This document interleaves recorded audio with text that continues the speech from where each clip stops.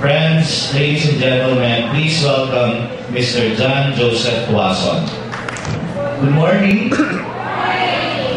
Normally, when I do training, whether with students or with people in our retailing and promotions force, we always ask the question, hello?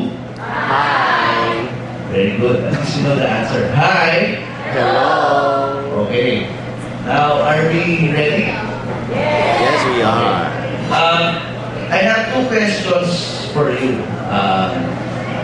before I start. My first question would be, who among you attended the Midwives Congress just recently held in Bohol? Can you please raise your hands? Medyo konti lang. So roughly mga 3% of the audience went to Bohol. Okay. For those of you who went to Bohol, I'm sure you listened to a lot of presentations regarding how to improve your business. Tama po ba? Yes, yung mga nakatel po, tama po ba? Did you see presentations related to improving your business, your small health business as a clinic? Meron po ba?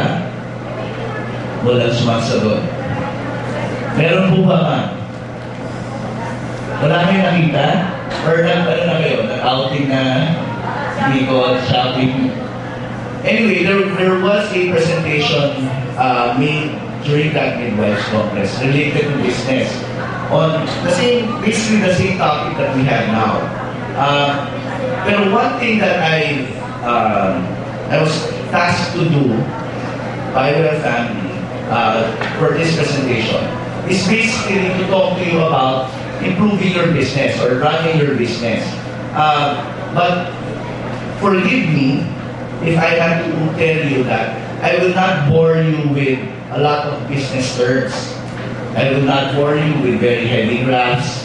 I will not bore you with very busy charts.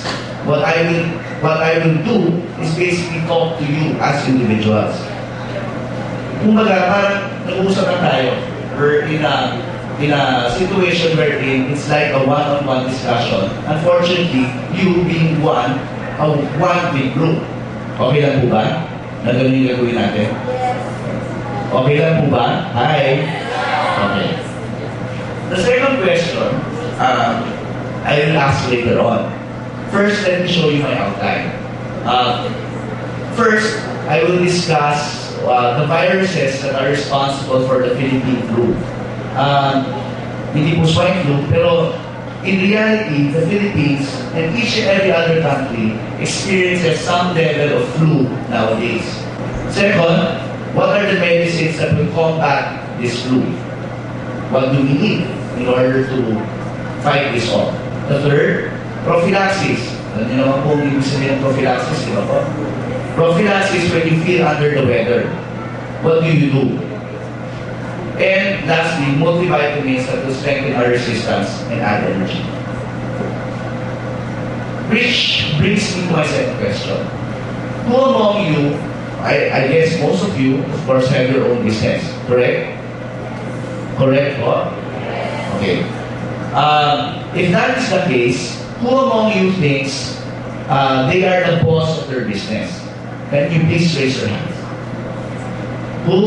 I'll repeat the question.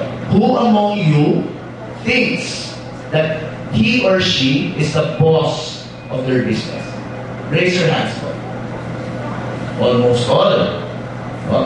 You all think that you are the boss of your business. Let's go to our, who says no po? May narinig ako no. Sigaw. Let's just read a comic strip. Sabi po ng babae, the young girl, $15 a glass. Sabi nung ni Calvin, that's right, you want some? Sabi ng babae, how do you justify charging $15? Sabi ni Calvin, supply and demand.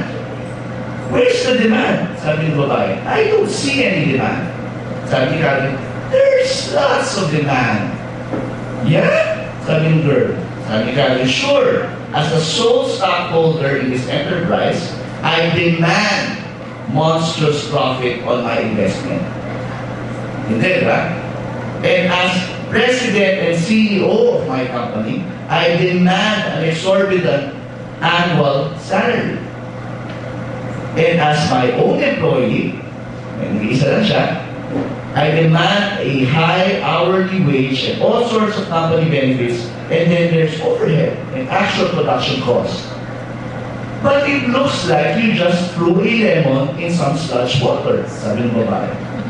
Well, I have to cut expenses. Somewhere if I want to stay competitive. What if I get sick from that? Sabi nung ikagin, caveat emptor is the motto we stand behind. I'd have to charge more if we followed health and environmental regulations. Hindi, di ba? If you follow the guidelines, you have to charge more. You're out of your mind. I'm going home to drink something else. Sure, put me out of a job. It's you anti-business types that ruin the economy. So, nag-blame pa siya. Yeah? Eventually, umalis si girl. What happened to Calvin? He just sat there with no one buying. And then, he went home, went to his mother and said, I need to be subsidized. So, like you said, most of you say that you are the boss of your business. In reality, there is only one boss, the customer. And he can fire everybody in the company, from the chairman on down, simply by spending his money elsewhere. Which is correct. We are, regardless if you're in the corporate arena, which I am a part of, regardless if you have your own small business, we are not the boss. Okay? I may hold a management position, but we are not the boss. The boss is the customer. And the customer has always the right to do his or her business elsewhere. Okay po? Tama po ba? Now do you agree? So who's the boss? Okay. Let's look at the viruses that give the Philippines a bad case of the flu. So far, as of news reports, the H1N1 virus is in Hong Kong. Right? Actually, nung pumasok po kami kagabi after dinner, I saw na merong forum on H1N1 right here in this resort, in this club. Pero what do you think are the viruses that cause or that give the Philippines a bad case of the flu? Basically, ang flu can strike anywhere. Right? It spreads, goes around, travels, and even sometimes grows. Grows to a point wherein it's too much. What are the viruses that we have now? The first one is the worldwide economic downturn. We are all experiencing it. It may not be as strong here in the Philippines for several reasons. But basically what economists project, Southeast Asia will have a slowdown from 5.5% growth to 4% in the next, for this year alone. And in the next few years, we will still feel that. But what makes the Filipino unique? In world economy po kasi, the culture is of self-interest. Ako. Yeah? I, me, and myself. In the Philippines, we're a culture that is based on family and self-sacrifice. Sanay tayo eh. Sanay tayo na kahit bigyan na lang natin sa pamilya natin yung pagkain, kahit hindi na tayo kumain, okay na. Tama po ba? Ganoon ang Pinoy. Ganoon ang Pinoy. And that makes us very unique and very different.